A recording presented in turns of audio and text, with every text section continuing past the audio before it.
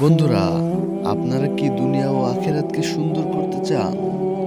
আপনারা কি চান জীবনের প্রতিটা কাজই হোক বরকতময়? তাহলে আসুন আজ জেনে আসি সেই উপায়, যে উপায়ে আমরা সুন্দর করতে পারি দুনিয়া ও আখিরাত।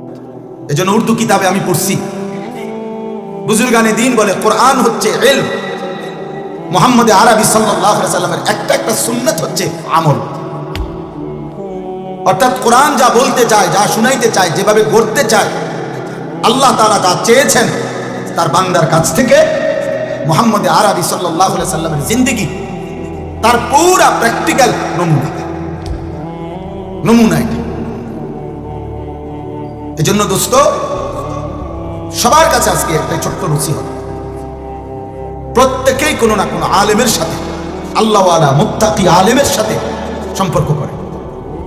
যুবক হোক, বৃদ্ধ হোক, হুজুর হোক, পাবলিক হোক, শাইখুল হাদিস হোক, শাইখুল মাশাইখ, কোন আল্লাহওয়ালার সুহবত থেকে কেউই মুস্তাগনি, অমুখাপেক্ষী হওয়ার সুযোগ